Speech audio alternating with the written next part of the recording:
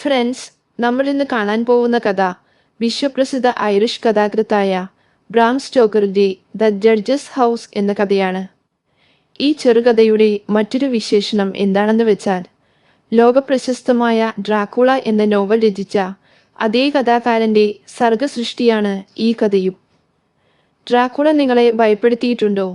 എങ്കിൽ Bram Stoker തന്റെ തൂലികയിൽ തീർത്ത ദ ജഡ്ജസ് ഹൗസ് എന്ന കഥയും നമ്മളെ ഒരു ഭീതിയുടെ കോട്ടയിലേക്ക് സ്വാഗതം ചെയ്യും. വരൂ, നമുക്ക് കഥയിലേക്ക് പോകാം. പരീക്ഷാകാലമായതോടെ മാൽക്കംസൺ തനിക്ക് ഏകാഗ്രതയോടെ ഇരുന്ന് പഠിക്കാൻ പറ്റിയ ഒരു സ്ഥലം അന്വേഷിച്ച് കണ്ടുപിടിക്കാൻ തീരുമാനിച്ചു. ഏതെങ്കിലും ചെറുപട്ടണത്തിൽ എവിടെയെങ്കിലും പ്രശാന്തമായ അന്തരീക്ഷത്തിൽ ഒരു വസതി കണ്ടെത്താനായിരുന്നു അദ്ദേഹം ആഗ്രഹിച്ചത്. ഇങ്ങനെ ഒരു സ്ഥലത്തെക്കുറിച്ച് തൻ്റെ സുഹൃത്തുക്കൾ ആരുമായും ആലോചിക്കുന്നത് അദ്ദേഹത്തിന് ഇഷ്ടമല്ലായിരുന്നു. കാരണം അപ്രകാരം കണ്ടെത്തുന്ന തൻ്റെ ഹ്രസ്വകാല താവളം പരിചയക്കാരെ കൊണ്ട് നിറയുമെന്ന് അദ്ദേഹം ഭയപ്പെട്ടു. തന്മൂലം തൻ്റെ സങ്കല്പത്തിലുള്ള ഒരു ഇടത്താവളം കണ്ടെത്താൻ അദ്ദേഹം സ്വയം ഇറങ്ങിത്തിരിക്കുകയാണ് ഉണ്ടായത്. ഒരു സ്യൂട്ട് കേസിൽ കുറേ വസ്ത്രങ്ങളും പഠിക്കാനുള്ള കുറേ പുസ്തകങ്ങളും കുത്തിനിറച്ച് റെയിൽവേ സ്റ്റേഷനിലെത്തി. തനിക്ക് തീർത്തും അജ്ഞാതമായ ഒരു സ്ഥലത്തേക്ക് അദ്ദേഹം ടിക്കറ്റ് എടുത്തു. അങ്ങനെ 3 മണിക്കൂർ നീണ്ട തീവണ്ടി യാത്ര കഴിഞ്ഞ് ബെൻ ചർച്ച് എന്ന സ്ഥലത്ത് അദ്ദേഹം എത്തി. തൻ്റെ പഠനം തുടരാനുള്ള ഏറ്റവും നല്ല സ്ഥലം കണ്ടെത്തിയതിൻ്റെ സംതൃപ്തി അദ്ദേഹത്തിൻ്റെ മുഖത്തുണ്ടായിരുന്നു. ആദ്യം കണ്ണീപ്പെട്ട സത്രത്തിലേക്ക് കയറി ചെന്ന് മാൽക്കംസൺ തൻ്റെ ലഗേജ് ഇറക്കി വച്ചു. ബെൻ ചർച്ച് മലഞ്ചരക്കുകളുടെ വിപണനം നടക്കുന്ന ഒരു കമ്പോള പട്ടണമായിരുന്നു. 3 ആഴ്ചയിൽ ഒരിക്കൽ മാത്രം അവിടെ ചന്ത കൂടുമായിരുന്നു. ശേഷിച്ച ദിവസങ്ങളിൽ ആ പട്ടണം ഒരു മരുഭൂമി പോലെ വിജനാവസ്ഥയിലായിരുന്നു കിടന്നിരുന്നത്. കുറെ കൂടി ആളൊഴിഞ്ഞ ഒരു വാസസങ്കേതത്തിനായി മാൽക്കംസൺ പിറ്റേന്ന് തന്നെ അന്വേഷണം തുടങ്ങി. നീണ്ട അന്വേഷണങ്ങൾക്കു ശേഷം മാൽക്കംസണിന് തൃപ്തികരമായി തോന്നിയത് ഒരു വീട് മാത്രമായിരുന്നു. അറുപഴഞ്ചൻ യാക്കോബിയൻ ശൈലിയിൽ പണിതീർത്ത ഒരു കൂറ്റൻ കെട്ടിട സമുച്ചയമായിരുന്നു അത്. കനത്ത ത്രികോണ മുഖപ്പുകളും അത്യന്തം ഇടുങ്ങിയ കിളിവാതിലുകളുമെല്ലാം അതിൻ്റെ സവിശേഷതകളായിരുന്നു. വിശാലമായ പുരയിടത്തെ വലയം ചെയ്തുകൊണ്ട് കരിങ്കല്ലിൽ പണിതീർത്ത ഉയരം കൂടിയ പടുകൂറ്റൻ ചുറ്റുമതിൽ തന്നെ മൊത്തത്തിൽ ഭയാജനകമായ ഒന്നായിരുന്നു. ചുരുക്കി പറയാമല്ലോ, മനുഷ്യവാസയോഗ്യമായ ഒരു ഭവനം എന്നതേക്കാൾ ഒരു കോട്ടയോടായിരുന്നു അതിന് കൂടുതൽ സാദൃശ്യമുണ്ടായിരുന്നത്. എന്നാൽ ഈ പ്രത്യേകതകളെല്ലാം വിചിത്ര ചിന്താഗതിക്കാരനായ മാൽക്കംസണിനെ വല്ലാതെ ആകർഷിച്ചു. അദ്ദേഹം സ്വയം പറഞ്ഞു, ഞാൻ ഇത്രയും നാൾ അന്വേഷിച്ച സ്ഥലം ഇതുതന്നെയാണ്. ഇവിടെ താമസിച്ച് ഈ സുഖസൗകര്യങ്ങളെല്ലാം ആവോളം ആസ്വദിച്ചെങ്കിൽ മാത്രമേ ഞാൻ സന്തുഷ്ടനാവുള്ളൂ. അവിടെ ഇപ്പോൾ ആൾതാമസമില്ലെന്നുകൂടി അറിഞ്ഞതോടെ മാൽക്കംസണിന് സന്തോഷം ഇരട്ടിയായി. ഗ്രാമീണ തപാൽ ഓഫീസിൽ നിന്നും മാൽക്കംസണിന് കെട്ടിട ഏജന്റിന്റെ വിവരങ്ങൾ ലഭിച്ചു. എത്രയോ കാലമായി ആൾതാമസമില്ലാതിരുന്ന കെട്ടിടത്തിന്റെ ഒരു ഭാഗം വാടകയ്ക്ക് ആവശ്യപ്പെടുന്ന ചെറുപ്പക്കാരനെ കണ്ടപ്പോൾ ഏജന്റ് മിസ്റ്റർ കാൻഫോർഡ് കുറച്ചൊന്നുമല്ല അത്ഭുതപ്പെട്ടു പോയത്. ഒരു പ്രാദേശിക അഭിഭാഷകൻ കൂടിയായ അദ്ദേഹം വന്ധ്യവയോധികനും തികഞ്ഞ മാന്യനുമായിരുന്നു. അദ്ദേഹം പറഞ്ഞു, താങ്കളോട് സത്യം പറയാമല്ലോ, ഈ വീട് ആൾതാമസമുള്ള ഒന്നാക്കി തീർക്കുന്നതിനു വേണ്ടി എത്ര വർഷം വേണമെങ്കിലും ഒരു വാടകയും ഇല്ലാതെ വിട്ടുകൊടുക്കാൻ ഉടമസ്ഥർക്ക് വേണ്ടി എനിക്ക് അത്യധികം സന്തോഷമേയുള്ളൂ. ഈ ഭവനത്തെ സംബന്ധിച്ചിടത്തോളം അസംബന്ധങ്ങളായ എന്തോ ചില മുൻവിധികൾ നാട്ടിൽ പറയുന്നുണ്ട്. ഏറെ നാളായി ഇത് മനുഷ്യവാസമില്ലാതെ ഒഴിഞ്ഞുകിടക്കുകയാണ്. മിസ്റ്റർ കാൻഫോർഡ് തൻ്റെ മുന്നിലുള്ള ചെറുപ്പക്കാരൻ്റെ മുഖത്ത് നോക്കി ഒളികണ്ണിട്ട് നോക്കിക്കൊണ്ട് പറഞ്ഞു, അതിനാൽ ഈ കുറവ് പരിഹരിക്കാൻ താങ്കളെ പോലൊരു പഠിപ്പുള്ളവൻ കുറച്ചു കാലത്തേക്കാണെങ്കിലും ശാന്തജീവിതത്തിനായി ഇവിടെ താമസിക്കണമെന്നാണ് എൻ്റെ ആഗ്രഹം. അസംബന്ധമായ എന്തോ ചില മുൻവിധി എന്ന പ്രയോഗം കൊണ്ട് മിസ്റ്റർ കാൻഫോർഡ് എന്താണോ ഉദ്ദേശിച്ചതെന്ന് എടുത്തു ചോദിക്കേണ്ടതില്ല എന്നായിരുന്നു മാൽക്കംസൺ തീരുമാനിച്ചത്. തനിക്ക് ആവശ്യമുള്ള പക്ഷം അത് എന്താണെന്ന് മറ്റുള്ളവരിൽ നിന്ന് അറിയാൻ കഴിയും എന്ന് അദ്ദേഹത്തിന് തോന്നിയിരിക്കാം. ഏജന്റ് ആവശ്യപ്പെട്ടില്ലെങ്കിൽ തന്നെയും മാൽക്കംസൺ ഉടനടി 3 മാസത്തെ വാടക മുൻകൂറായി നൽകി റസീറ്റ് വാങ്ങി. പിന്നെ തന്റെ വീട്ടുജോലികൾ ചെയ്യാൻ പറ്റിയ പ്രായം ചെന്ന ഒരു സ്ത്രീയുടെ പേര് മിസ്റ്റർ കാൻഫോർഡിൽ നിന്നും മനസ്സിലാക്കി. താക്കോൽ പോക്കറ്റിൽ നിക്ഷേപിച്ച് കാൻഫോർഡിനോട് യാത്ര ചൊല്ലി അവിടെ നിന്നും അദ്ദേഹം മടങ്ങി. തുടർന്ന് മാൽക്കംസൺ പോയത് താൻ തൽക്കാലം താമസമാക്കിയ ഗുഡ് ട്രാവലർ സത്രത്തിന്റെ ഉടമസ്ഥയുടെ അടുത്തേക്കായിരുന്നു. സദാ പ്രസന്നവതിയും കാരുണ്യവതിയുമായി കാണപ്പെട്ട ഒരു വയോധികയായിരുന്നു ഈ ഉടമസ്ഥ. തന്റെ തൽക്കാല താമസത്തിന് ആവശ്യം വേണ്ട സാധനങ്ങളുടെ പട്ടിക തയ്യാറാക്കാൻ ചെറുപ്പക്കാരൻ അവരുടെ ഉപദേശം തേടി. അപ്പോൾ യുവാവ് എവിടെയാണ് താമസമുറപ്പിക്കാൻ തീരുമാനിച്ചിരിക്കുന്നതെന്നറിഞ്ഞപ്പോൾ അത്ഭുത സ്തബ്ധയായ അവർ കൈ രണ്ടും തലയിലേറ്റിക്കൊണ്ട് ഏതാണ്ടൊരു വിലാപസ്വരത്തിൽ പറഞ്ഞു, "പറ്റില്ല, ജഡ്ജിയുടെ ഭവനത്തിൽ പോയി താമസിക്കാൻ ഞാൻ സമ്മതിക്കില്ല." "എന്താണ് ഇത്, പിള്ളേരുകളെയോ?" അപ്പോഴേക്കും അവരുടെ മുഖം വിളറി വെളുക്കാനും മുഖത്തുനിന്ന് വിയർപ്പ് ഉരുണ്ടുകൂടാനും തുടങ്ങിയിരുന്നു. വളരെ നാളത്തെ അന്വേഷണങ്ങൾക്ക് ശേഷം താനേറെ സംതൃപ്തിയോടെ കണ്ടെത്തിയ വീട് സ്ഥിതി ചെയ്യുന്നത് ഇവിടെയാണെന്നും എന്നാൽ ഈ വീട് ജഡ്ജിയുടെ ഭവനമാണെന്ന് തനിക്ക് അറിഞ്ഞുകൂടാ എന്നും മാൽക്കംസൺ വിശദീകരിച്ചു. യുവാവിന്റെ വിശദീകരണം അവസാനിച്ചപ്പോൾ സ്ത്രീ പറഞ്ഞു, "ഇത് അതുതന്നെ. ഇതിൽ കൂടുതൽ എന്ത് തെളിവാണ് വേണ്ടത്? ഇത് ആ ജഡ്ജിയുടെ ഭവനം തന്നെ, ഒരു സംശയവുമില്ല." ഇത്രയും കേട്ട ഉടനെ ഏകാന്തതയിൽ സ്ഥിതി ചെയ്യുന്ന ഈ ഭവനത്തെക്കുറിച്ച്, അതിന് ഇങ്ങനെയൊരു പേര് കൈവന്നതിനെക്കുറിച്ചും ജഡ്ജിയുടെ ഭവനത്തിനുള്ള പോരായ്മയെക്കുറിച്ചും വിശദീകരിക്കാൻ മാൽക്കംസൺ അവരോട് ആവശ്യപ്പെട്ടു. തുടർന്ന് ഈ നാട്ടിൽ പ്രസ്തുത ഭവനം ഇങ്ങനെ അറിയപ്പെടാനുള്ള കാരണം അവർ വിശദീകരിച്ചു. ഈ ഭവനത്തിന് ഇങ്ങനെയൊരു പേര് കൈവന്നത് ഒട്ടേറെ വർഷങ്ങൾക്ക് മുമ്പാണ്. എത്ര വർഷങ്ങൾക്ക് മുമ്പ് എന്ന് തനിക്കറിയില്ല. കാരണം താൻ തന്നെ രാജ്യത്തിന്റെ മറ്റൊരു പ്രദേശത്തു നിന്നും കുടിയേറി പാർത്തവൾ ആണല്ലോ. എങ്കിലും ഇതിന് ഒരു 100 വർഷത്തിലേറെ പഴക്കം കാണും. ഒട്ടും മനുഷ്യപ്പറ്റ് തൊട്ടു തീണ്ടിയിട്ടില്ലാത്തവനും ക്രൂര ശിക്ഷകൾ വിധിക്കുന്നതിൽ കുപ്രസിദ്ധനും തടവുകാരോട് അടങ്ങാത്ത പക പുലർത്തിയവനും അക്കാരണം കൊണ്ടുതന്നെ തദ്ദേശീയർ കൊടും ഭീതിയോടെ നോക്കിക്കണ്ടവരുമായ ഒരു ജഡ്ജിയുടെ ഔദ്യോഗിക വസതിയായിരുന്നു ഇത്. അതുകൊണ്ട് മാത്രം ഈ വീടിന് എന്ത് തകരാറാണ് ഉള്ളതെന്ന് പറയാൻ തനിക്ക് കഴിയില്ല എന്നും അവർ വ്യക്തമാക്കി. പഴമക്കാരോട് താൻ ഇതേക്കുറിച്ച് ധാരാളം അന്വേഷിച്ചിട്ടുണ്ട്. എന്നാൽ ആരും തന്നെ ഇതിന് വ്യക്തമായ മറുപടി നൽകിയിട്ടില്ല. എന്തോ ഒരു തകരാറുണ്ടെന്ന സംസാരം ജനങ്ങൾക്കിടയിൽ ഉണ്ട് എന്നല്ലാതെ മറ്റൊന്നും തനിക്ക് അറിഞ്ഞുകൂടാ. എന്നാൽ ബാങ്കിലെ നിക്ഷേപം മുഴുവൻ തന്നാലും 1 മണിക്കൂർ പോലും തനിക്ക് അവിടെ ഇരിക്കാൻ കഴിയില്ലെന്നും അവർ കൂട്ടിച്ചേർത്തു. അതിഥിയുടെ മനസ്സുഖഹാനിക്ക് ഇടം വരുത്തും വിധം സംസാരിക്കേണ്ടി വന്നതിൽ ക്ഷമ ചോദിക്കാനും അവർ മറന്നില്ല. "ഇങ്ങനെ പറയേണ്ടി വന്നതിൽ എനിക്ക് അതിയായ വ്യസനമുണ്ട് സാർ. എന്നാലും പറയാതിരിക്കാൻ മനസ്സ് വരുന്നില്ല. താങ്കളെപ്പോലെ അതീവ മാന്യനായ ഒരു ചെറുപ്പക്കാരൻ അവിടെ താമസിക്കാൻ പോകുമ്പോൾ ഞാനെങ്ങനെ കാര്യങ്ങൾ പറയാതിരിക്കും? താങ്കൾ എൻ്റെ മകനായിരുന്നു എങ്കിൽ ദയവായി ഞാൻ അങ്ങനെ പറയുന്നതിൽ ക്ഷമിക്കൂ സാർ. താങ്കൾ അവിടെ ഒരു രാത്രി പോലും ചെലവഴിക്കാൻ ഞാൻ അനുവദിക്കുമായിരുന്നില്ല." സാധുവായ ആ സ്ത്രീയുടെ വാക്കുകൾ ആദ്യം നേരം പോക്കായിട്ടാണ് തോന്നിയതെങ്കിലും അതിൽ അടങ്ങിയ ഒരു നല്ല ഉദ്ദേശം മാൽക്കംസണിന്റെ ഹൃദയത്തിൽ സ്പർശിച്ചു. ചെറുപ്പക്കാരൻ ഇത്രയും കൂടി കൂട്ടിച്ചേർത്തു, "എനിക്ക് എത്രയും പ്രിയങ്കരിയായി തീർന്ന മിസ്സസ് വിദാം, നിങ്ങൾ എൻ്റെ കാര്യമോർത്ത് ഒട്ടും വ്യാകുലപ്പെടേണ്ട. ഗണിതശാസ്ത്രത്തിൽ ബിരുദത്തിന് പഠിക്കുന്ന ഒരാൾക്ക് ഒരിക്കലും ഈ എന്തോ ചില ദുരൂഹതകൾ കേട്ട് മനസ്സ് പുണ്ണാക്കാൻ സമയം കിട്ടുകയില്ല. ഗണിതശാസ്ത്രത്തിന്റെ അതിസങ്കീർണമായ നൂലാമാലകൾ സൂക്ഷ്മമായി പഠിക്കുന്ന ആ മനസ്സിൽ ഒരു ദുരൂഹതയ്ക്കും കടന്നെത്താൻ കഴിയില്ല. എൻ്റെ മനസ്സിൽ ഇപ്പോൾ നിറഞ്ഞു നിൽക്കുന്നത് ഗണിതത്തിലെ ചില കണക്കുകൂട്ടലുകൾ മാത്രമാണ്. അവയുടെ ദുരൂഹതയ്ക്കിടയിൽ മറ്റുള്ളവയ്ക്ക് എവിടെ സ്ഥാനം കിട്ടാൻ?" മാൽക്കംസണിന്റെ ജോലി തിരക്കുകൾ കഴിഞ്ഞ ശേഷം തമ്മിൽ കാണാമെന്ന് പറഞ്ഞ് അവർ ഇരുവരും പിരിഞ്ഞു. മാൽക്കംസൺ തന്റെ വീട്ടുജോലികൾക്ക് ശുപാർശ ചെയ്യപ്പെട്ട പ്രായം ചെന്ന സ്ത്രീയെ തിരക്കിയതിനു ശേഷം ഏതാണ്ട് 2 മണിക്കൂർ കഴിഞ്ഞ് ജഡ്ജിയുടെ ഭവനത്തിലെത്തിയപ്പോൾ കണ്ടത് മിസ്സസ് വിദാം ഏതാനും കൂലിവേലക്കാരോടും കൈവണ്ടിക്കാരോടുമൊപ്പം ഒരു കിടക്കയുമായി തന്നെ കാത്തു നിൽക്കുന്നതാണ്. അവിടെ ഉണ്ടായിരുന്ന പഴഞ്ചൻ മേശകളും കസേരകളുമെല്ലാം പൊടി തുടച്ച് വൃത്തിയാക്കിയെടുക്കാമെങ്കിലും 50 കൊല്ലത്തിലേറെ കാലം ഉപയോഗിക്കാതെ കിടക്കുന്ന കിടക്ക ചെറുപ്പക്കാരന്റെ എല്ലിന് പറ്റിയതല്ലാത്തതുകൊണ്ടാണ് പുതിയ കിടക്ക കൊണ്ടുവന്നിരിക്കുന്നതെന്ന് മിസ്സസ് വിദാം വിശദീകരിച്ചു. ഈ ഭവനത്തിൽ എന്തോ ചില ദുരൂഹതകൾ ഉള്ളതായി അറിയപ്പെട്ടതിനാൽ ഒരു മുട്ടുസൂചി നിലത്ത് വീണാലുണ്ടാകുന്ന ശബ്ദം കേട്ടാൽ പോലും അവർ മാൽക്കംസണിനെ അള്ളിപ്പിടിക്കുമായിരുന്നു. അതേസമയം ഒരു നിമിഷം പോലും അദ്ദേഹത്തെ തനിച്ചാക്കിയതുമില്ല. അങ്ങനെ അവർ വീടിനകം മുഴുവൻ വൃത്തിയാക്കി.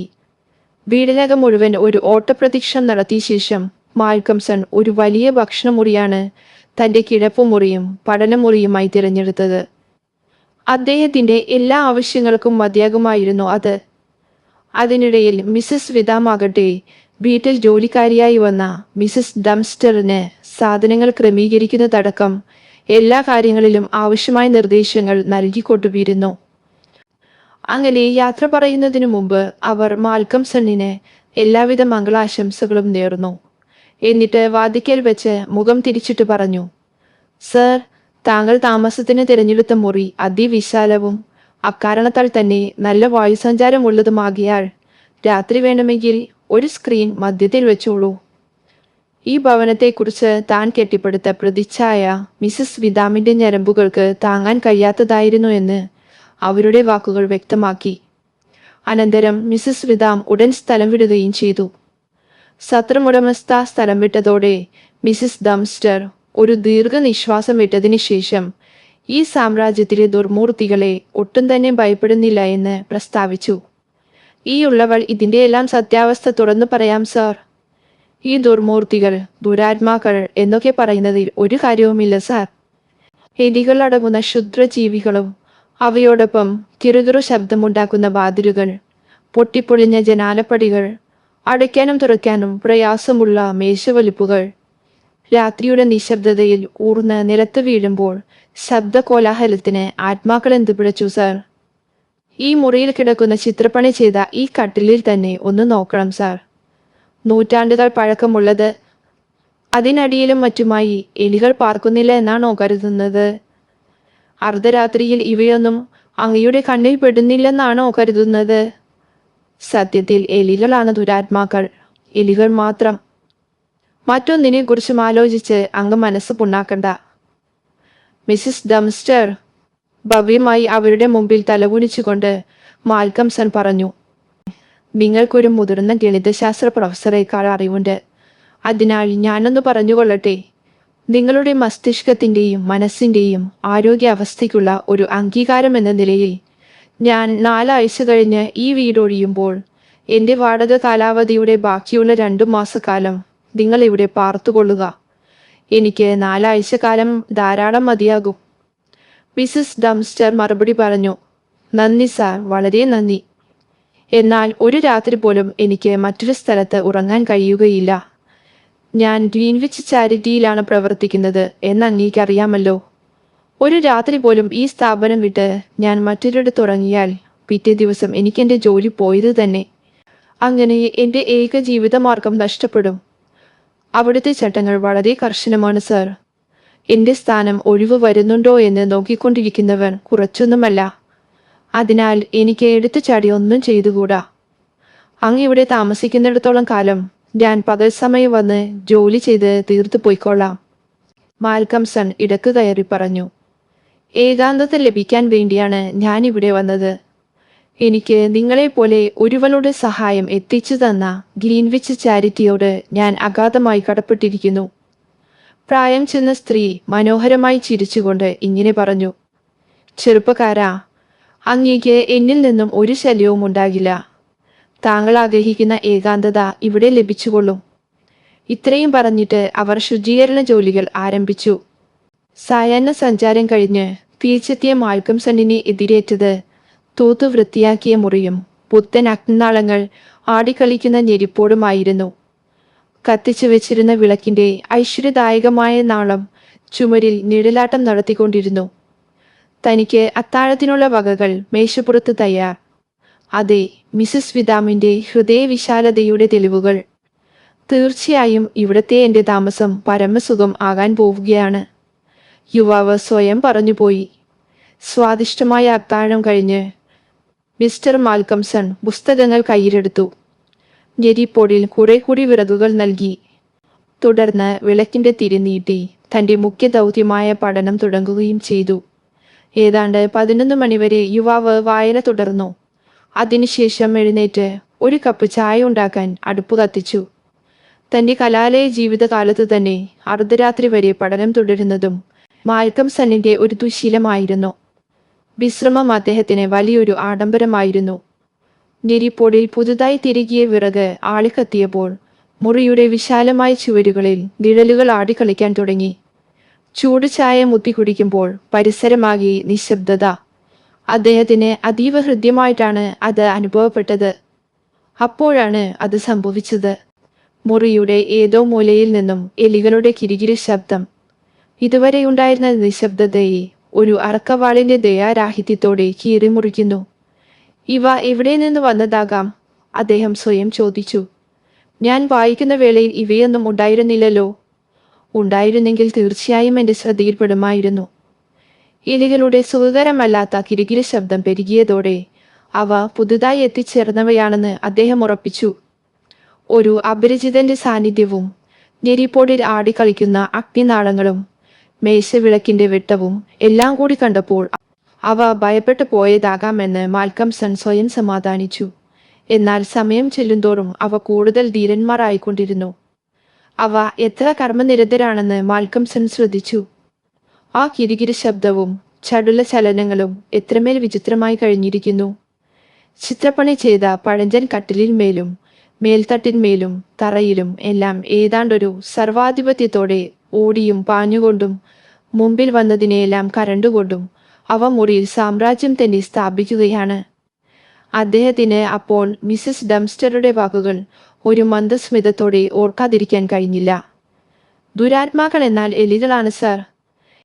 എലികൾ തന്നെ ദുരാത്മാക്കൾ.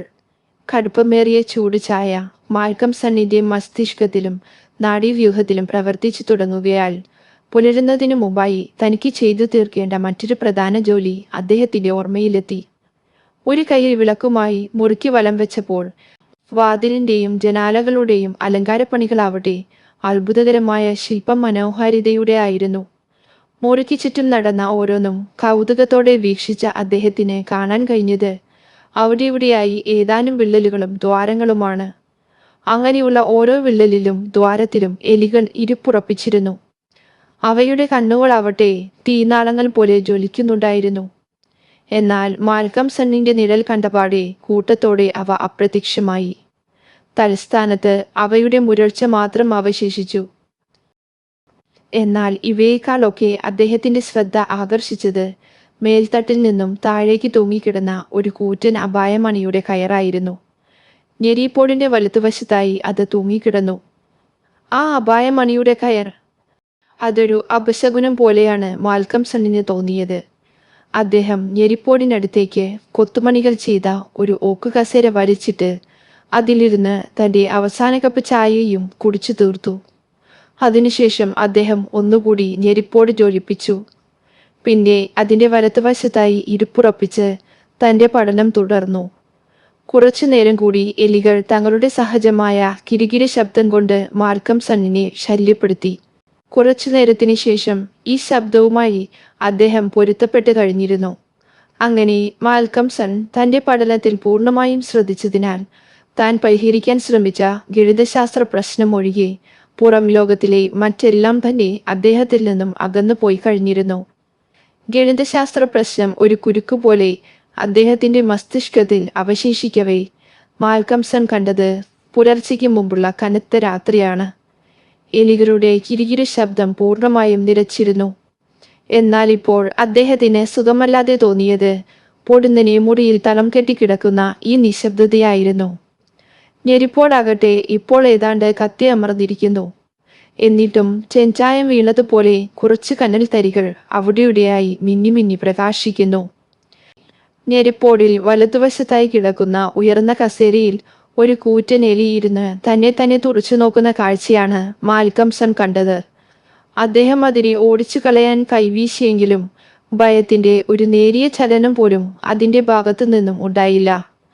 അനന്തരം അതിനു നേർക്ക് എന്തോ ഒന്ന് വലിച്ചെറിയുന്ന ആംഗ്യം മാത്രമാണ് അദ്ദേഹത്തിന്റെ ഭാഗത്തു നിന്ന് ഉണ്ടായത്. എന്നിട്ടും ഭയത്തിന്റെ ഒരു നേരിയ ചലനം പോലും ഉണ്ടാകാഞ്ഞത് അദ്ദേഹത്തെ തീർച്ചയായും അലോസരപ്പെടുത്തി. പകരം എലിയുടെ വെള്ളാരംകല്ല് പോലുള്ള പല്ലുകൾ പുറത്തു കാട്ടുകയാണ് ഉണ്ടായത്. ജ്വലിക്കുന്ന ആ കണ്ണുകളിൽ നിറഞ്ഞു നിന്ന പകയാകട്ടെ മാൽക്കംസണിനെ ഭയചകിതനാക്കാൻ പോകുന്നതായിരുന്നു. ആകെ കൂടി അത്ഭുതസ്തബ്ധനായി തീർന്ന ഗണിതശാസ്ത്ര വിദ്യാർത്ഥി ഞെരിപ്പോടിൽ നിന്നും തീയെരിയുന്ന ദണ്ഡ് കരസ്ഥമാക്കി. എലിയെ കൊല്ലാനുള്ള ദേഷ്യത്തോടെ അതിനെ സമീപിച്ചു. എന്നാൽ അടിയേൽപ്പിക്കാൻ മാൽക്കംസൺ ഓങ്ങിയതോടെ എലിയാകട്ടെ പതിയുടെ മൂർത്ത സ്വരൂപം എന്നോണം പല്ലുകൾ ഞെരിച്ചുകൊണ്ട് നിമിഷാർത്ഥത്തിനുള്ളിൽ കസേരയിൽ നിന്നും തറയിലേക്ക് ചാടി. അപായമണിയുടെ കയറിപ്പറ്റി ഇരുളിൽ എവിടെയോ അപ്രത്യക്ഷനാവുകയാണ് ഉണ്ടായത്. അതേ നിമിഷം തന്നെ വിചിത്രമെന്ന് പറയട്ടെ, കട്ടിലിന്റെ അടിഭാഗത്തു നിന്നും എലികളുടെ കൂട്ടപ്പെരുമാറ്റത്തിന്റെ ശബ്ദം അദ്ദേഹത്തിന്റെ കാതുകളിൽ വന്നു വീഴുകയും ചെയ്തു. ഇത്രത്തോളമായപ്പോഴേക്കും മാൽക്കംസൺ സാഹചര്യവുമായി പൂർണ്ണമായും പൊരുത്തപ്പെട്ട് കഴിഞ്ഞിരുന്നു. അതോടൊപ്പം പുലർച്ചയുടെ ആഗമനം തിരിച്ചറിയിച്ചുകൊണ്ട് ഏകാഗിയായ ഒരു കാക്കയുടെ വിളി കേട്ടപാടെ അദ്ദേഹം ഉറങ്ങാൻ കിടക്കയിൽ കയറി കിടന്നു. മാൽക്കംസൺ തികച്ചും ഗാഠനിദ്രയിൽ ആയിരുന്നതിനാൽ മിസസ് ഡംസ്റ്റർ മുറിയൊരുക്കുവാനായി കടന്നു വന്നതുപോലും അദ്ദേഹം അറിഞ്ഞില്ല. അവർ മുറി തൂത്തുവാരിയതിനു ശേഷം പ്രാതൽ തയ്യാറാക്കി കൊണ്ടുവന്നതിന് ശേഷം മാത്രമാണ് അദ്ദേഹം ഉറക്കം ഉണർന്നത്. രാത്രിയിലെ കഠിന പ്രയത്നം മൂലം കുറച്ച് ക്ഷീണിതനായിരുന്നു അദ്ദേഹം. എന്നാൽ ഒരു കപ്പ് ചൂട് ചായ പൂർവാധികം ഉന്മേഷവാനാക്കി തീർത്തു. കുറച്ച് സാൻഡ്വിച്ചുകളും കയ്യിൽ കരുതിക്കൊണ്ട് പുസ്തകവും എടുത്ത് അദ്ദേഹം പ്രഭാത സഞ്ചാരത്തിനായി പുറത്തേക്കിറങ്ങി. ഗണിതശാസ്ത്രത്തിലെ അത്യന്തം സങ്കീർണമായ പ്രശ്നങ്ങളുമായി മല്ലിട്ടുകൊണ്ട് പകൽ സമയമേറെയും അദ്ദേഹം ഒരു വൃക്ഷച്ചുവട്ടിൽ ചെലവഴിച്ചു. മടക്കയാത്രയിൽ മിസസ് വിദാമിനെ കണ്ട് തന്നോട് കാണിച്ച കാരുണ്യത്തിന് നന്ദി പറയണമെന്ന് മാൽക്കംസൺ ആഗ്രഹിക്കുകയുണ്ടായി. അദ്ദേഹം നടക്കുന്നത് തുറന്നിട്ട ജനാലയിലൂടെ കണ്ട മിസസ് വിദാം തന്റെ മാന്യനായ അതിഥിയെ അകത്തേക്ക് ക്ഷണിച്ചു. അവർ അദ്ദേഹത്തെ സൂക്ഷ്മമായി നിരീക്ഷിച്ചിട്ട് തല കുലുക്കിക്കൊണ്ട് ഇങ്ങനെ പറഞ്ഞു: "ഇത്രയും അധ്വാനം ചെയ്യരുത് സാർ. അധ്വാന ഭാരത്താൽ താങ്കൾ പതിവിൽ കൂടുതൽ വിളർത്തിരിക്കുന്നു. രാത്രിയിൽ അമിതമായി ഉറക്കമിളക്കുകയും അത്യധ്വാനത്തിൽ ഏർപ്പെടുകയും ചെയ്യുന്നത് ബുദ്ധിക്കൊട്ടും ചേർന്നതല്ല.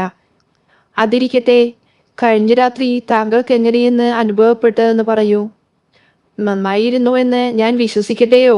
"ഓ, എനിക്ക് കുഴപ്പമൊന്നുമില്ലെന്നേ," പുഞ്ചിരിച്ചുകൊണ്ട് മാൽക്കംസൺ മറുപടി പറഞ്ഞു. "പിന്നെ കുറെ എലികൾ." "ഓ, അവിടെ കുറെ സർക്കസ് അഭ്യാസം നടത്തുകയായിരുന്നു, അത്ര തന്നെ." "എന്നാൽ ഒരു കൊഴുത്ത തടിയൻ പിശാചെലി ഞെരിപ്പോടിന് അരികിലായി എനിക്കിരിക്കാനിട്ടിരിക്കുന്ന കസേരയിൽ തന്നെ ഇരിപ്പുറപ്പിച്ചതും ഞാനതിനെ അടിക്കാനായി തീദണ്ഡുമായി ചെല്ലുന്നതുവരെയും എന്നെ തുറച്ചു നോക്കിക്കൊണ്ടിരുന്നതും ഞാൻ ചെന്ന ഉടനെ അപായമണിയുടെ കയറിൽ മുകളിലേക്ക് കയറി മേൽത്തട്ടിൽ എവിടെയോ ഇരുട്ടിൽ അപ്രത്യക്ഷനായതും എനിക്കല്പം വിചിത്രമായി തോന്നി." "ഓ, അങ്ങനെയോ? ഈ ഉള്ളവളോട് പൊറുക്കണം സാർ," മിസസ് വിദാം ഭയം കലർന്ന സ്വരത്തിൽ പറഞ്ഞു. "താങ്കൾ കണ്ട ആ കൊഴുത്ത തടിയൻ എലി അവൻ തന്നെയാണ് സാർ." "അതെ, ഞെരിപ്പോടിനരികിൽ ഉയർന്ന കസേരയിൽ കയറിയിരിക്കുന്നത് അവൻ തന്നെ. സാർ സൂക്ഷിച്ചുകൊള്ളണേ, ജാഗ്രത കൈവെടിയരുതേ. അവനെക്കുറിച്ച് ഒട്ടനവധി കഥകൾ കേട്ടിട്ടുള്ളവരാണ് ഞങ്ങൾ." "നിങ്ങൾ എന്താണ് ഉദ്ദേശിക്കുന്നത്?" മാൽക്കംസൺ ചോദിച്ചു. "എനിക്കൊന്നും മനസ്സിലാവുന്നില്ലല്ലോ, ഒന്ന് വ്യക്തമായി പറയാമോ?" "പറയാം സാർ. ഒരു തടിയൻ പിശാചല്ലേ?" "അതെ, ഇത് അവൻ തന്നെ." "സാർ, ഇത് ചിരിച്ചു തള്ളേണ്ട കാര്യമല്ല. ഞങ്ങളെപ്പോലുള്ള പഴമക്കാർ നടുങ്ങിപ്പോകുന്ന കാര്യങ്ങൾ കേട്ട് താങ്കളെപ്പോലുള്ള ഇപ്പോഴത്തെ ചെറുപ്പക്കാർ പരിഹസിച്ച് ചിരിക്കുന്നു. കർത്താവേ, ഇദ്ദേഹം ജീവിത അവസാനം വരെ ചിരിച്ചു ഉല്ലസിച്ച് കഴിയണമേ. അതാണ് ഈ ഉള്ളവൾ ആഗ്രഹിക്കുന്നത്." മിസസ് വിദാം മുകളിലേക്ക് നോക്കി മുഖത്തിനു നേരെ കുരിശു വരച്ചു. കുലീനയായ അവരുടെ മുഖം നിറയെ ഒരു നിമിഷത്തേക്കെങ്കിലും ഭയത്തിനു പകരം ഭക്തിയും കാരുണ്യവും നിറഞ്ഞു തുളുമ്പുകയായിരുന്നു. "എന്നോട് പൊറുക്കൂ," മനസാന്നിധ്യം കൈവരിച്ച മാൽക്കംസൺ പറഞ്ഞു. "ഞാനൊരു പരിക്കനാണെന്ന് കരുതരുത്. എന്നാൽ ആ പറഞ്ഞത് മുഴുവൻ ഞാൻ വിശ്വസിക്കണമെന്നോ? ആ കിഴവൻ പിശാചായിരുന്നു കഴിഞ്ഞ രാത്രി ആ കസേരയിൽ ഉപവിഷ്ടനായിരുന്നതെന്ന്." അദ്ദേഹം വീണ്ടും ചിരിച്ചു. അനന്തരം അത്താഴത്തിനായി വീട്ടിലേക്ക് പോകുകയും ചെയ്തു. ആ രാത്രി എലികളുടെ സർക്കസ് അഭ്യാസം പതിവിലും നേരത്തെ ആരംഭിച്ചു. അത്താഴത്തിന് ശേഷം മാൽക്കംസൺ ഞെരിപ്പോടിനരികിൽ കുറച്ചു നേരം ഇരുന്നു. പുകവലിച്ചു. അനന്തരം മേശ വെടിപ്പാക്കി പഠനവും ആരംഭിച്ചു. ഈ രാത്രി എലികളുടെ ശല്യം തലേന്നതിനേക്കാൾ വർദ്ധിച്ചുവെന്ന് അദ്ദേഹത്തിന് അനുഭവപ്പെട്ടു. മുകളിലും താഴെയുമായി ഓടി നടന്ന് എത്ര ലാഘവത്തോടെയാണ് അവർ അഭ്യാസം കാണിക്കുന്നത്. അറക്കവാളിൽ അറക്കുന്നത് പോലെ ഇരുന്ന് അവരുടെ കിരികിരി ശബ്ദം. ഓരോ നിമിഷവും അവരുടെ ധൈര്യം വർദ്ധിച്ചു വരികയായിരുന്നു. മാളങ്ങളുടെയും വിടവുകളുടെയും വായകളിൽ നിമിഷ നേരത്തേക്കെങ്കിലും ഇരുന്നപ്പോൾ അവയുടെ കണ്ണുകൾ ചെറുദീപങ്ങൾ പോലെ വെട്ടിത്തിളങ്ങി. ഇത്രയും ആയപ്പോഴേക്കും മാൽക്കംസൺ പൂർണ്ണമായും പൊരുത്തപ്പെട്ട് കഴിഞ്ഞിരുന്നു. അവയുടെ കണ്ണുകളിലെ വെട്ടിത്തിളക്കം ഇപ്പോൾ അദ്ദേഹത്തിന് അത്രമേൽ ഭീതിയായി തോന്നിയില്ല. മറിച്ച് അവയുടെ ചടുലതയാണ് അദ്ദേഹത്തെ അലോസരപ്പെടുത്തിയത്. ചിലപ്പോൾ അവയിൽ ഏറ്റവും ധൈര്യം കൂടിയവർ തറയിൽ കിടന്ന് ചില മെയ്യഭ്യാസങ്ങൾ കാണിച്ചു തുടങ്ങി. ശല്യം ദുസ്സഹമായി ഏറിയപ്പോൾ മാൽക്കംസൺ അവയെ ഭയപ്പെടുത്താനായി മേശപ്പുറത്ത് കൈകൊണ്ടിടിക്കുകയോ ശബ്ദമുണ്ടാക്കുകയും ചെയ്തു. എലിശല്യം കൂടുതലായിരുന്നുവെങ്കിലും മാൽക്കംസൺ ഗണിത പഠനത്തിൽ മുഴുകിയിരുന്നു. പൊടുന്നനെ കഴിഞ്ഞ രാത്രിയിലേതുപോലെ എല്ലാ ശബ്ദങ്ങളും ഒന്നിച്ചു നിലച്ചു. മുറിക്ക് അകത്തും പുറത്തും തളം കെട്ടിയിട്ട നിശബ്ദത ഏതൊരു ധീരഹൃദയത്തെയും കാർന്നു തിന്നാൻ പോന്നതായിരുന്നു. എലികളുടെ പെരുമാറ്റത്തിന്റെ ശബ്ദമോ കിരികിരിപ്പോ ഇപ്പോൾ കേൾക്കാനില്ല. എങ്ങും ഒരു ശ്മശാന മൂകത ആധിപത്യമുറപ്പിച്ചിരിക്കുകയാണ്. തലേ ദിവസം രാത്രി ഉണ്ടായ വിചിത്ര അനുഭവം മാൽക്കംസൺ ഓർത്തുപോയി. അപ്പോൾ ഒരു പ്രേരണയോടെ അദ്ദേഹം ഞെരിപ്പോടിനരികെ കിടക്കുന്ന ഓക്കു കസേരയിലേക്ക് ദൃഷ്ടി പായിച്ചു. അതോടെ അദ്ദേഹത്തിന്റെ ഞരമ്പുകളിലൂടെ ഭയമെന്ന വികാരം ആദ്യമായി ഒരു മിന്നൽ പിണർ പോലെ കടന്നുപോയി. ഉയർന്ന ഉയരമുള്ള ഓക്കു കസേരയിൽ അപ്പോഴും ഇരുന്നിരുന്നത് ആ കൊഴുത്ത തടിയനിലിയായിരുന്നു. തീവ്ര പ്രകാശം ചൊരിയുന്ന അവന്റെ കണ്ണുകളിലാകട്ടെ വെറുപ്പ് കത്തി ജ്വലിച്ചു നിൽക്കുന്നു. പിന്നെ ഒരു നിമിഷം പോലും അദ്ദേഹം ശങ്കിച്ചു നിന്നില്ല. തന്റെ കൈവശം ആദ്യം കിട്ടിയ സാധനം അതൊരു ലോഗരിതം ബുക്കായിരുന്നു. അതെടുത്ത് കൂറ്റനെലിയുടെ നേരെ അദ്ദേഹം ആഞ്ഞൊരു ഏറുകൊടുത്തു. ലക്ഷ്യം തെറ്റിയതിനാൽ എലി ഭീകരൻ അനങ്ങുന്നു പോലും ഉണ്ടായിരുന്നില്ല. തുടർന്ന് അദ്ദേഹം ഞെരിപ്പോടിലെ ലോഹദണ്ഡെടുത്ത് അവന് നേരെ പ്രയോഗിച്ചു. ഇത്തവണ തലേ ദിവസത്തേതുപോലെ തടിയനെലി അപായമണിയുടെ കയറിലേക്ക് മിന്നൽ വേഗത്തിൽ ചാടിക്കയറുകയാണ് ഉണ്ടായത്. വിചിത്രമെന്ന് പറയട്ടെ, കൂറ്റനെലിയുടെ വേർപാടിന് ശേഷം എലി സമൂഹത്തിന്റെ കൂട്ടപ്പാച്ചിൽ ശബ്ദം എങ്ങും കേൾക്കാമായിരുന്നു. വിളക്കിൽ നിന്നും ഉത്ഗമിച്ച പ്രകാശം മുറിയുടെ മുകൾ തട്ട് വരെ എത്താൻ പ്രയാസമായിരുന്നതിനാൽ തലേ ദിവസത്തെ പോലെ കൂറ്റനെലി എവിടേക്കാണ് അപ്രത്യക്ഷമായതെന്ന് കണ്ടുപിടിക്കാൻ അദ്ദേഹത്തിന് കഴിഞ്ഞില്ല. വാച്ചിൽ നോക്കിയ മാൽക്കംസൺ അപ്പോൾ സമയം നിറപാതിരയായെന്ന് മനസ്സിലാക്കി. അദ്ദേഹം ഞെരിപ്പോടി തീ ആളിക്കത്തിച്ച് തന്റെ കടുപ്പമേറിയ ചായ തയ്യാറാക്കാൻ തുടങ്ങി. കുറേയധികം പ്രയത്നിച്ചു കഴിഞ്ഞിരിക്കുകയാണ്. ഇനിയൊരു പുകവലിയാകാമെന്ന് അദ്ദേഹം തീരുമാനിച്ചു. അങ്ങനെ ഓക്കു കസേരയിൽ ഉപവിഷ്ടനായി പുകവലി ആസ്വദിക്കവേ ആ തടിയൻ പിശാച് എങ്ങോട്ടാണ് രക്ഷപ്പെട്ടതെന്ന് കണ്ടുപിടിക്കണമെന്ന ആഗ്രഹം അദ്ദേഹത്തിന് വന്നു. ഈ ആഗ്രഹം നിറവേറ്റാൻ ചുമരിന്റെ വലതുവശത്തെ മൂലയിൽ കൂടുതൽ വെട്ടം വരുന്ന വിധം ഒരു വിളക്ക് കൂടി കത്തിച്ചു വെച്ചു. അതിനുശേഷം തന്റെ കട്ടുകൂടിയ പുസ്തകങ്ങളെല്ലാം എലിവേട്ടയിൽ കൈപ്പാങ്ങിന് കിട്ടത്തക്ക വിധം വച്ചു. അനന്തരം അപായമണിയുടെ കയറിൽ തൂങ്ങിക്കിടക്കുന്ന അറ്റം ഉയർത്തി മെല്ലെ മേശപ്പുറത്തെ വിളക്കിനും അരികിലായി വെച്ചു. അദ്ദേഹം അത് കൈകാര്യം ചെയ്തപ്പോൾ കയറെത്ര എളുപ്പം വഴങ്ങുന്നതാണെന്ന് ആശ്ചര്യപ്പെടാതിരുന്നില്ല. ഇമ്മാതിരി സജ്ജീകരണങ്ങളെല്ലാം ചെയ്തു തീർത്ത ശേഷം തികഞ്ഞ ആത്മസംതൃപ്തിയോടെ ഇങ്ങനെ പറഞ്ഞു: സുഹൃത്തെ, ഇത്തവണ നിന്നെപ്പറ്റി ചില വിവരങ്ങൾ ഞാൻ മനസ്സിലാക്കും എന്നും പറഞ്ഞ് അദ്ദേഹം പഠനം തുടർന്നു. അപ്പോഴും പതിവ് പോലെ എലികളുടെ കിരികിരിപ്പും മുരൾച്ചയും അദ്ദേഹത്തെ ശല്യം ചെയ്തുവെങ്കിലും മാൽക്കംസൺ തന്റെ ഗണിതശാസ്ത്ര പ്രശ്നങ്ങളിൽ പൂർണ്ണമായും മുഴുകുകയാണ് ഉണ്ടായത്. പൊടുന്നനെ അദ്ദേഹത്തിന്റെ ശ്രദ്ധ പിടിച്ചുപറ്റും വിധം ചില സംഭവങ്ങൾ ഉണ്ടായി. ഇത്തവണ പെട്ടെന്നുണ്ടായ നിശബ്ദത മാത്രമല്ല അദ്ദേഹത്തിന്റെ ശ്രദ്ധയിൽപ്പെട്ടത്. പിന്നെയോ കയറിൽ ചില അനക്കങ്ങൾ കാണപ്പെട്ടു. അതോടൊപ്പം തന്നെ വിളക്കിന് നേരിയ ഒരു സ്ഥാനഭ്രംശവും സംഭവിച്ചു. ഒരു നേരിയ ചലനം പോലും തന്റെ ഭാഗത്തു നിന്നും ഉണ്ടാകാതിരിക്കാൻ തന്റെ പുസ്തകങ്ങളെല്ലാം കൈപ്പാങ്ങിൽ തന്നെ ഇല്ലേ എന്ന് ഉറപ്പുവരുത്തിയ ശേഷം അദ്ദേഹം കയറിലേക്ക് നോട്ടമയച്ചു. അപ്പോൾ അദ്ദേഹത്തിന് കാണാൻ കഴിഞ്ഞത് തടിയൻ എലി കയറിലൂടെ ഇറങ്ങി വന്ന് ഊക്കുകസേരയിൽ ഉപവിഷ്ടനായി തന്നെ തന്നെ തുറച്ചു നോക്കുന്ന കാഴ്ചയാണ്. മാൽക്കംസൺ അതീവ ശ്രദ്ധയോടെ തന്റെ വലത്തു കൈയിൽ ഒരു പുസ്തകമെടുത്തിട്ട് ഉന്നം നോക്കി തടിയൻ എലിയെ സർവശക്തിയും ഉപയോഗിച്ചെറിഞ്ഞു. എന്നാൽ അതീവ സൂത്രശാലിയായ ആ എലി തന്ത്രപൂർവം തന്റെ ഏറിൽ നിന്ന് രക്ഷപ്പെടുക തന്നെ ചെയ്തു. അനന്തരം അദ്ദേഹം രണ്ടാമതും മൂന്നാമതും എറിഞ്ഞു. എങ്കിലും ഓരോ ശ്രമവും തോൽവിയിൽ കലാശിക്കുക തന്നെ ചെയ്തു. അദ്ദേഹം അവസാനം മറ്റൊരു പുസ്തകമെടുത്ത് എറിയാനായി ഭാവിക്കവേ അത്ഭുതമെന്ന് പറയട്ടെ, എലി തൽക്ഷണം കിരികിരി ശബ്ദം പുറപ്പെടുവിച്ചു. ഏറിനെ ഭയപ്പെടുന്നതായി ഭാവിക്കുകയും ചെയ്തു. ഇത് മാൽക്കംസണിനെ പുതിയ ധൈര്യം നൽകിയതോടൊപ്പം ആകാംക്ഷ വർദ്ധിപ്പിക്കുകയും ചെയ്തു. ഇത്തവണ അദ്ദേഹം സർവശക്തിയും എടുത്ത് തന്റെ കയ്യിലിരിക്കുന്ന പുസ്തകം എലിയുടെ നേരെ പ്രയോഗിക്കുകയും ചെയ്തു. ഇത്തവണ ഉന്നം പിഴച്ചില്ല. ഏറുകൊണ്ട് എലി ഒരു ദീനരോദനം പുറപ്പെടുവിച്ചു. അതോടൊപ്പം പൈശാചിക പ്രതികാരത്തിന്റെ ദാഹത്തോടെ തന്റെ ശത്രുവിന്റെ നേർക്ക് നോട്ടമയക്കുകയും ചെയ്തിട്ട് മിന്നൽ വേഗത്തിൽ അപായമണിയുടെ കയറിപ്പറ്റി. പെട്ടെന്നുള്ള ആഘാതത്തിൽ അപായമണിയുടെ കയർ ശക്തിയായി ആടിയുലഞ്ഞു. എന്നാൽ അത് അടർന്നു വീഴുകയുണ്ടായില്ല. മാൽക്കംസൺ എലിയിൽ നിന്നും കണ്ണെടുത്തില്ല.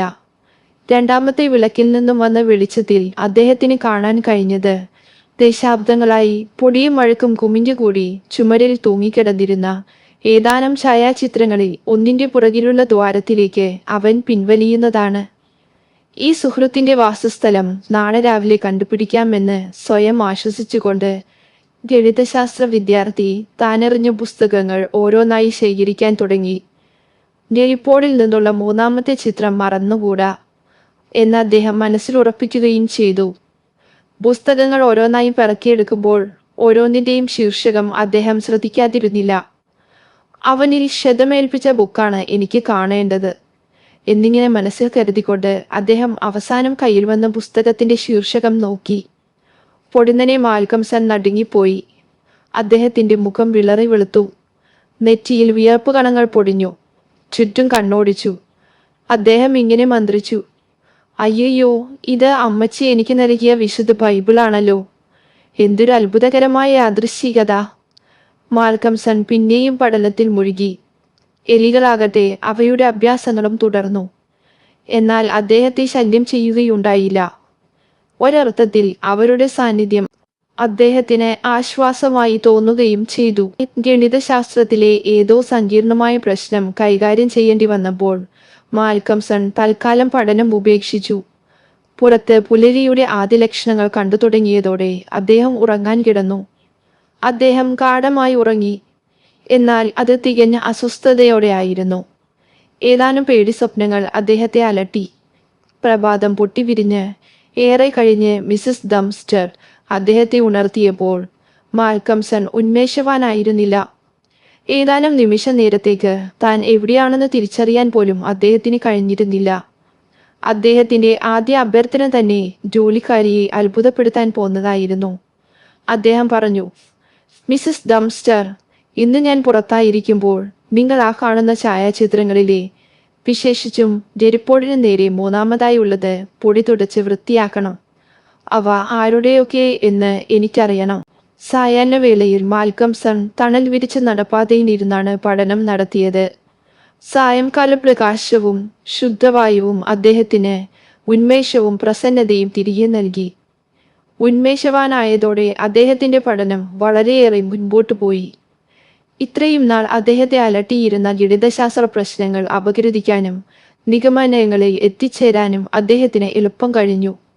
ഇങ്ങനെ ഇരിക്കുമ്പോഴാണ് ഗുഡ് ട്രാവലർ സത്രത്തിന്റെ ഉടമയായ മിസസ് വിദാമിന് ഒന്ന് സന്ദർശിക്കണമെന്ന് തോന്നിയത്.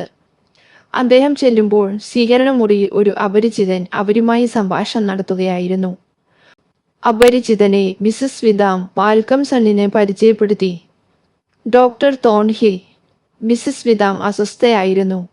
അതോടൊപ്പം ചോദ്യശരങ്ങൾ കൂടിയായപ്പോൾ മിസസ് വിദാം എന്തോ ചില ഉദ്ദേശ്യങ്ങളോടെ ഡോക്ടറെ ആളെ അയച്ചു വരുത്തിയതാണെന്നും തന്റെ സന്ദർശനം പ്രതീക്ഷിച്ചതാണെന്നും മാൽക്കംസണിന് ബോധ്യമായി. അതിനാൽ കൂടുതൽ പ്രശ്നത്തിലേക്ക് കടക്കാതെ മാൽക്കം സർ പറഞ്ഞു, ഡോക്ടർ, എൻ്റെ ഒരേ ഒരു ചോദ്യത്തിന് താങ്കൾ മറുപടി തരുമെങ്കിൽ താങ്കളുടെ എത്ര ചോദ്യങ്ങൾക്ക് വേണമെങ്കിലും മറുപടി നൽകാൻ ഞാൻ തയ്യാറാണ്. ഡോക്ടർ പെട്ടെന്ന് അത്ഭുതപ്പെട്ടു പോയെങ്കിലും പുഞ്ചിരിയോടെ ഡോക്ടർ പറഞ്ഞു, ഏറ്റിരിക്കുന്നു. ചോദ്യമെന്താണ്? എന്നെ ഉപദേശിക്കാൻ ഈ മഹതി താങ്കളെ ആളെ അയച്ചു വരുത്തിയതല്ലേ? ഒരു പുഞ്ചിരിയോടെ മാൽക്കം സൺ ചോദിച്ചു. നിമിഷ നേരത്തേക്ക് ഡോക്ടർ അത്ഭുതസ്തബ്ധനായി. മിസസ് വിദാം അല്പം ഒന്ന് വിളറുകയും മുഖം തിരിക്കുകയും ചെയ്തു. എന്നാൽ തികഞ്ഞ ശുദ്ധഗതിക്കാരനായ ഡോക്ടർ മറുപടി നൽകി, ശരിയാണ്, അവർ എന്നെ ആളെ അയച്ചു വരുത്തിച്ചതാണ്. എന്നാൽ ആ വിവരം താങ്കൾ അറിയണമെന്ന് അവർ ഉദ്ദേശിച്ചിട്ടില്ല. ഒരു മുഖവുര പോലും പറയാതെയുള്ള എൻ്റെ ചോദ്യോത്തരങ്ങളാണ് താങ്കളെ സംശയാലുവാക്കിയതെന്ന് എനിക്ക് മനസ്സിലായി. താങ്കൾ ആ വീട്ടിൽ ഏകനായി കഴിയുന്നത് തനിക്കിഷ്ടമല്ലെന്നും രാത്രി ഇത്രയേറെ കടുപ്പമുള്ള ചായ കുടിക്കുന്നത് നല്ലതല്ലെന്നും അവർ കരുതുന്നു. വാസ്തവത്തിൽ അമിതമായ ഈ ചായക്കുടിയിൽ നിന്നും ഞാൻ ഉപദേശിച്ച് താങ്കളെ പിന്തിരിപ്പിക്കണം എന്നാണ് അവർ ആഗ്രഹിക്കുന്നത്. രാത്രി ആ സമയത്തുള്ള പഠനവും മതിയാക്കണമെന്ന് ഞാൻ ഉപദേശിക്കണം. എൻ്റെ കാലത്ത് ഞാൻ അധ്വാനശീലനായ ഒരു വിദ്യാർത്ഥിയായിരുന്നു. അതിനാൽ ഒരു അപരിചിതന്റെ നിലയ്ക്കല്ല, മറിച്ച് ഒരു വിദ്യാസമ്പന്നന്റെ നിലയ്ക്ക് താങ്കളെ ഉപദേശിക്കാനുള്ള എല്ലാ അർഹതയും എനിക്കുണ്ടെന്ന് ഞാൻ വിശ്വസിക്കുന്നു. ഒരു വിടർന്ന മന്ദഹാസത്തോടെ മാൽക്കം സൺ ഹസ്തദാനത്തിനായി കൈനീട്ടി. കൈ തരൂ. അമേരിക്കയിൽ ചെയ്യുന്നത് പോലെ നമുക്കും ചെയ്യാം, മാൽക്കം സൺ പറഞ്ഞു. താങ്കളുടെയും മിസസ് വിദാമിന്റെയും ദയാവായ്പിന് ഞാനാണ് നന്ദി പറയേണ്ടത്. താങ്കൾ അനുവദിക്കുന്നതുവരെ ഞാൻ ഇനി കടുപ്പമേറിയ ചായ കുടിക്കുന്നതല്ല. ഞാനിതാ ശപഥം ചെയ്യുന്നു. മാത്രവുമല്ല, ഇന്നു മുതൽ ഏറ്റവും വൈകിയാൽ 1 മണിക്കെങ്കിലും ഉറങ്ങാൻ ഞാൻ കിടന്നുകൊള്ളാം. എൻ്റെ ഭാഗത്തു നിന്നും ഇത്രയും ഉറപ്പുകൾ ഉണ്ടായാൽ മതിയാകുമോ? മാൽക്കം സൺ പ്രസന്നവദനായി കൊണ്ട് ചോദിച്ചു. ധാരാളം മതി, ഡോക്ടർ പറഞ്ഞു. ആട്ടെ, താങ്കൾ പറയൂ, ആ വീട്ടിൽ എന്തൊക്കെയാണ് താങ്കൾ കണ്ടത്? കഴിഞ്ഞ രാത്രിയിൽ തൻ്റെ ശ്രദ്ധയിൽപ്പെട്ടതെല്ലാം മാൽക്കം സൺ അവരോട് വിവരിച്ചു. അദ്ദേഹം ഓരോ വാക്ക് പറയുമ്പോഴും മിസസ് വിദാം ഇടയ്ക്ക് കയറി സംശയങ്ങൾ ചോദിച്ചുകൊണ്ടിരുന്നു. അവസാനം വിശുദ്ധ ബൈബിളിന്റെ കാര്യം പറഞ്ഞപ്പോൾ ആകട്ടെ വികാരവിവശയായ അവർ അലറി വിളിക്കുക തന്നെ ചെയ്തു പോയി. കുറച്ച് ശുദ്ധജലം അകത്താക്കിയതിനു ശേഷമേ അവരുടെ സമനില വീണ്ടെടുക്കാനായുള്ളൂ. വിഷയം അർഹിക്കുന്ന ഗൗരവത്തിൽ തന്നെ ഡോക്ടർ ശ്രദ്ധിച്ചുകൊണ്ടിരുന്നു.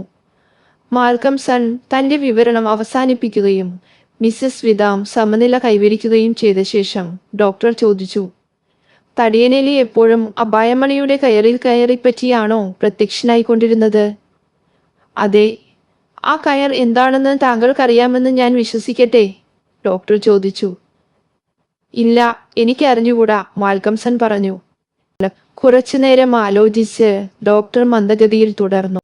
അത് ക്രൂരനായ ആ ജഡ്ജി വധശിക്ഷയ്ക്ക് വിധിച്ചവരെ തൂക്കിക്കൊല്ലാൻ ആരാച്ചാർ ഉപയോഗിച്ച കൊലക്കയറാണ്. ഇത്രയും പറഞ്ഞപ്പോഴേക്കും മിസസ് വിദാമിൽ നിന്നും മറ്റൊരു നിലവിളി കൂടി പുറത്തു വന്നു. അവരുടെ സമനില വീണ്ടെടുക്കുന്നതും ഡോക്ടറുടെ ഉത്തരവാദിത്തമായിരുന്നു.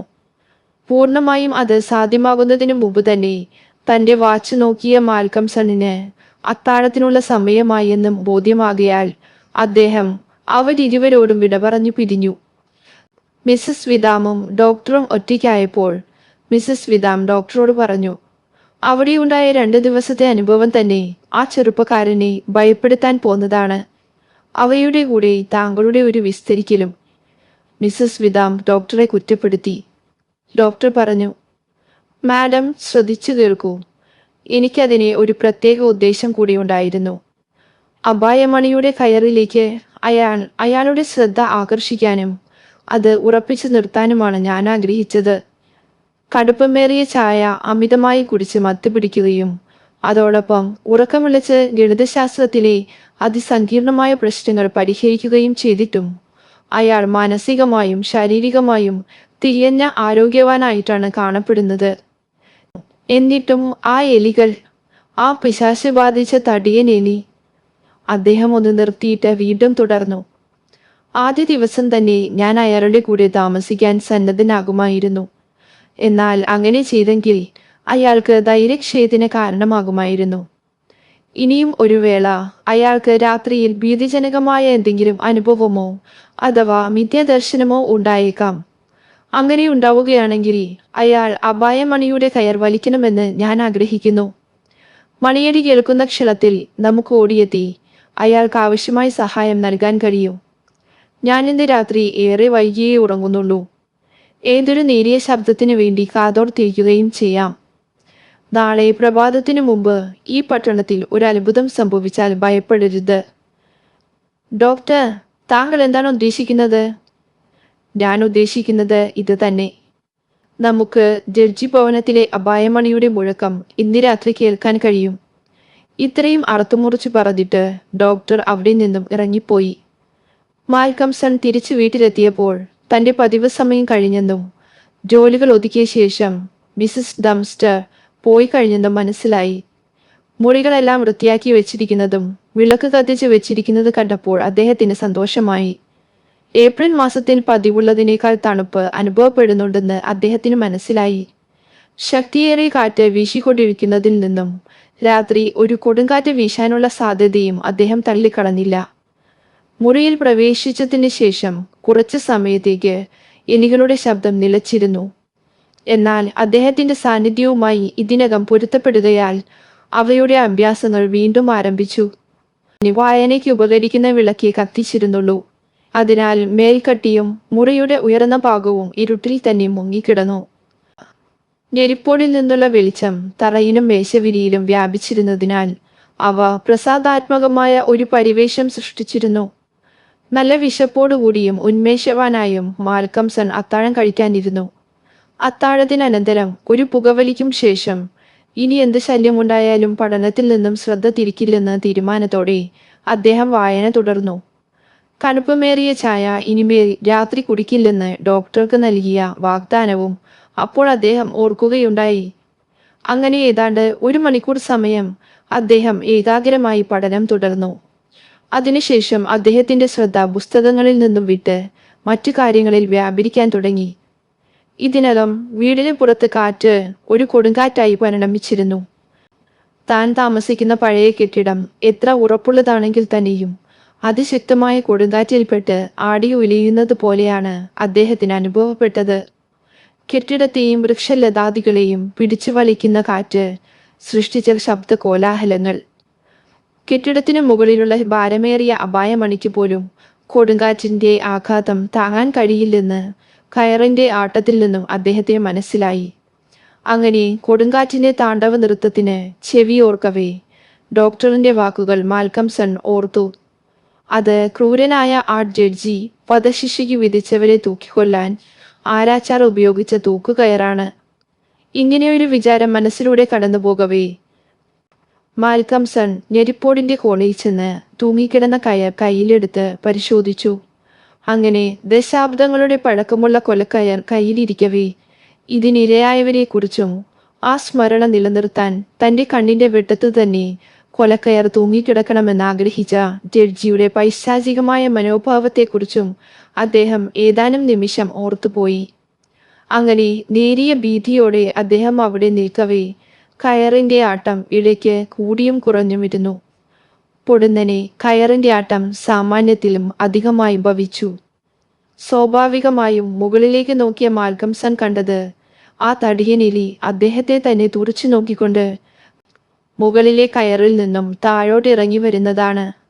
കയർ ശക്തമായി കുലുക്കിക്കൊണ്ടും ഒരു ശാപവചനം ഉച്ചരിച്ചുകൊണ്ട് മാൽക്കംസൺ പിന്നോട്ട് മാറി നിന്നു.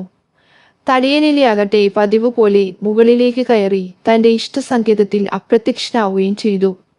ഇത്രയും സമയം നിശബ്ദമായിരുന്ന അന്തരീക്ഷമാകട്ടെ എലികളുടെ ശബ്ദ കോലാഹലം കൊണ്ട് നിറഞ്ഞു.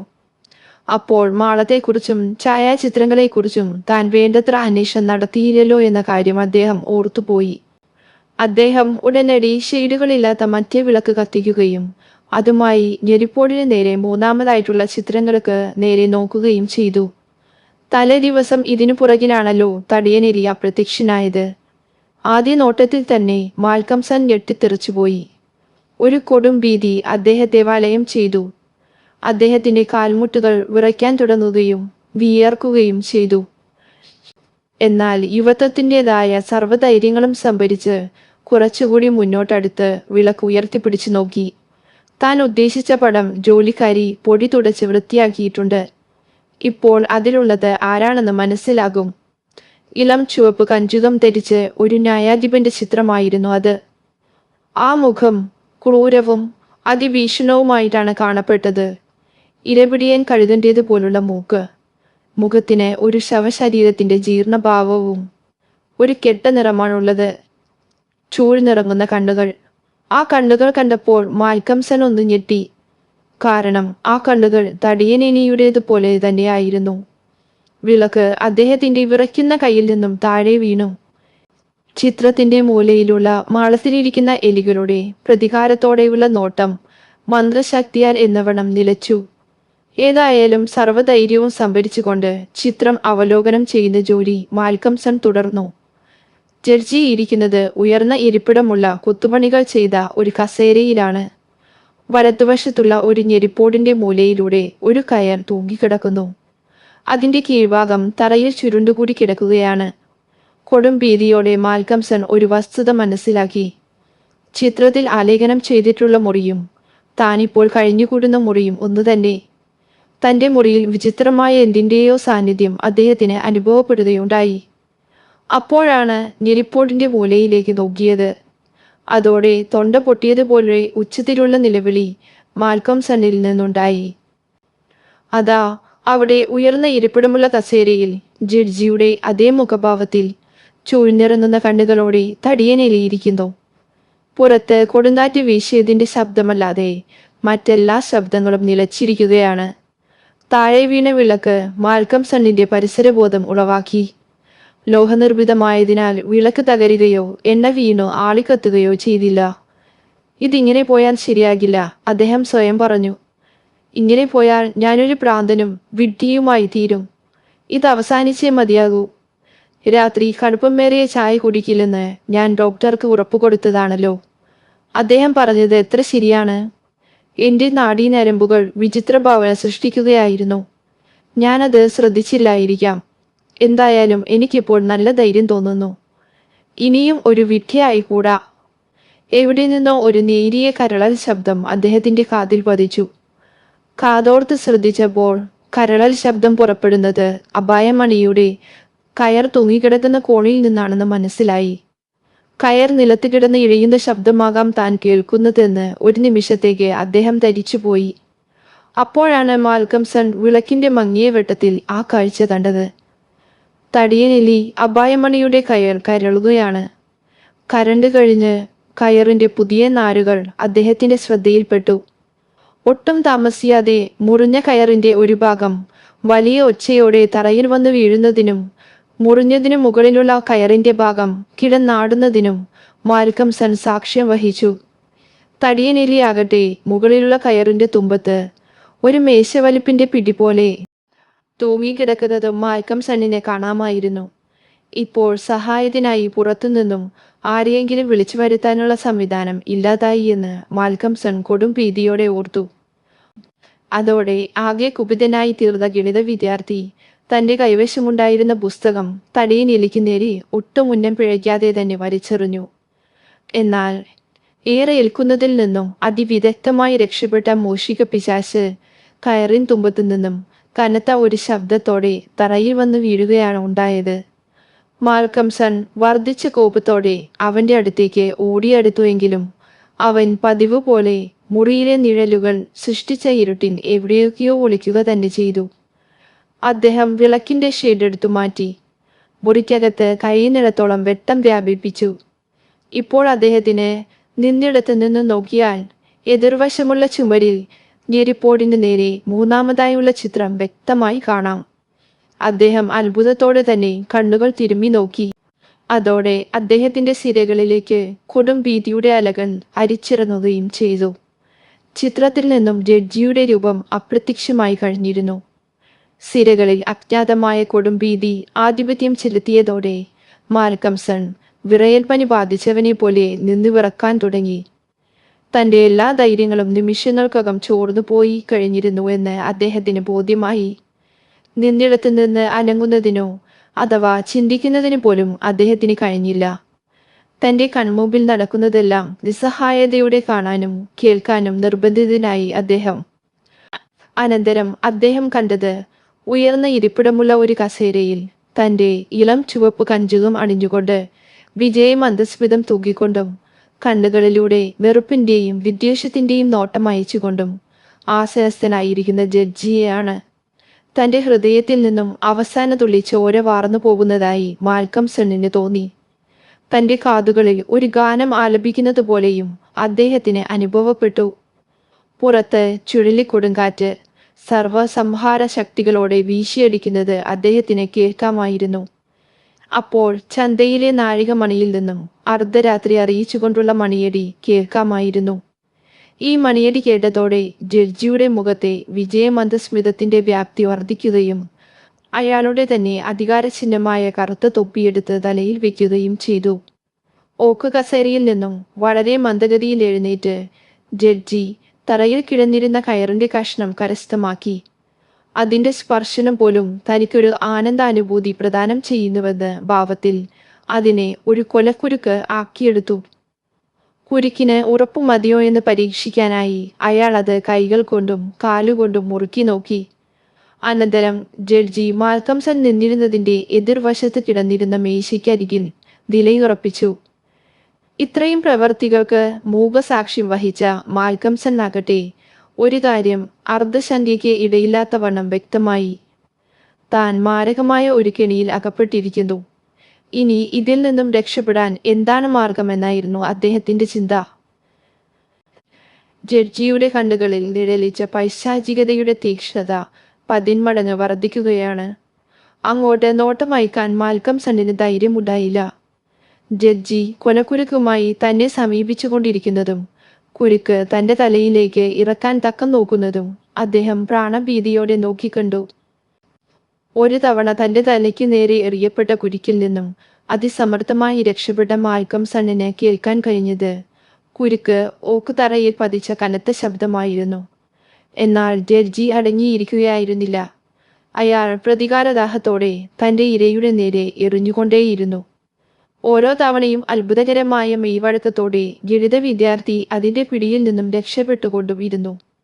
മരണം തീർച്ചയായും ഒരു ചുണ്ടലിയെ ഇരപിടിയൻ പൂച്ച കളിപ്പിക്കുന്നത് പോലെ ജഡ്ജി തന്റെ കൊലക്കുരുക്കുമായി ഗണിത വിദ്യാർത്ഥിയെ കുറേ നേരം കളിപ്പിച്ചു. അവസാനം നൈരാശ്യത്തിന്റെ മൂർധന്യത്തിലെത്തിയ മാൽക്കംസൺ തനിക്ക് ചുറ്റും ഒന്ന് കണ്ണോടിച്ചു നോക്കി. വിളക്കിപ്പോൾ തെളിഞ്ഞു കത്തുന്നുണ്ട്. മുറി ഈ വെളിച്ചത്തിൽ മുങ്ങിക്കുളിച്ചു നിൽക്കുന്നു. മാളങ്ങളിലുള്ള വിടവുകളിലും പഴഞ്ചൻ കട്ടിലിന്റെ രഹസ്യക്കോണിലും മാൽക്കംസണിനെ കാണാൻ കഴിഞ്ഞത് എലികളുടെ തീക്ഷ്ണ ജ്വാലയുള്ള 1000 കണ്ണുകളാണ്. അപായമണിയുടെ കയറിന്റെ ബാക്കിയുള്ള ഭാഗം മുഴുവൻ എലികളെ കൊണ്ട് പൊതിഞ്ഞിരുന്നു. ഓരോ ഇഞ്ചിലും അവ കടിച്ചു തൂങ്ങിക്കിടക്കുന്നതിനു പുറമെ മേൽക്കൂരയുടെ വിടവുകളിൽ നിന്നും പുത്തൻ എലികൾ വന്നു ചേർന്നുകൊണ്ടുമിരുന്നു. കയറിന്റെ ഓരോ ഇഞ്ചിലും അവ കുമിഞ്ഞുകൂടി. അവയുടെ ആധിക്യത്താൽ മണിനാക്ക് മണിയിൽ മുട്ടി പതിഞ്ഞ ശബ്ദമുണ്ടായത് മാൽക്കംസൺ കേട്ടു. ഇത്രയും നേരം മാൽക്കംസണിൽ തന്നെ ദൃഷ്ടി ഉറപ്പിച്ച ജഡ്ജിയുടെ മുഖത്ത് മണിനാദം കേട്ടതോടെ ഒരു പൈശാചിക ഭാവം ദൃശ്യമായി. ആ കണ്ണുകൾ കനൽക്കട്ട പോലെ ജ്വലിച്ചു. അയാൾ കോപത്തോടെ കാൽ നിലത്തടിച്ചപ്പോൾ ആ കെട്ടിടം ഒന്നാകെ പ്രകമ്പനം കൊള്ളുകയായിരുന്നു. ഇത്തവണ ജഡ്ജി കൊലക്കയർ മാൽക്കംസണിന് നേർക്ക് എറിയുന്നതിനു പകരം അതുമായി യുവാവിനെ സമീപിക്കുകയാണ് ഉണ്ടായത്. ഒരു ശവത്തിൻ്റേത് പോലുള്ള ജീർണിച്ച വിരലുകളിൽ കൊലക്കുരുക്കുമായി തൊട്ടുമുമ്പിൽ നിൽക്കുന്ന പൈശാചിക ശക്തിയുള്ള ജഡ്ജിയുടെ സാന്നിധ്യത്തിൽ മാൽക്കംസൺ ഒരു ജീവച്ഛവം പോലെ നിന്നു. ഒട്ടും താമസിയാതെ ജഡ്ജി തന്റെ കൈവശമിരിക്കുന്ന കൊലക്കയർ മാൽക്കംസണിന്റെ കണ്ടനാളത്തിൽ മുറുക്കുകയും ചെയ്തു. എന്നിട്ട് ആ കയർ തുണ്ട് അപായമണിയുടെ കയറുമായി യോജിപ്പിച്ച് കയർ ശക്തിയായി ആട്ടി.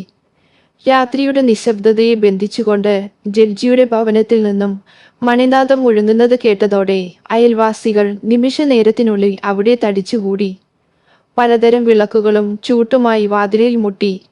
ആരും കതക് തുറക്കാതിരുന്നപ്പോൾ അവർ വാതിൽ തകർത്തു. ഡോക്ടറായിരുന്നു എല്ലാവരുടെയും മുമ്പിൽ. അകത്ത് അപായമണിയുടെ കയറിൻ തുമ്പത്ത് ഗണിതശാസ്ത്ര വിദ്യാർത്ഥിയുടെ നിശ്ചല ശരീരം തൂങ്ങിക്കിടക്കുന്നതാണ് അവർ കണ്ടത്. അതോടൊപ്പം ചിത്രത്തിലെ ജഡ്ജിയുടെ മുഖത്ത് പൈശാചികമായ ഒരു മന്ദസ്മിതം കളിയാടുന്നതും അവർക്ക് കാണാൻ കഴിഞ്ഞു. Rest in peace Malcolmson. നിങ്ങൾക്ക് സമാധാനം ലഭിക്കട്ടെ. ക്രൂരമായ വിധിയിൽ നഷ്ടപ്പെട്ട താങ്കളുടെ ജീവിതം എന്നെന്നും ഓർമ്മിക്കപ്പെടും. കഥ ഇഷ്ടമായെങ്കിൽ ചാനൽ ഒന്ന് സബ്സ്ക്രൈബ് ചെയ്യണേ.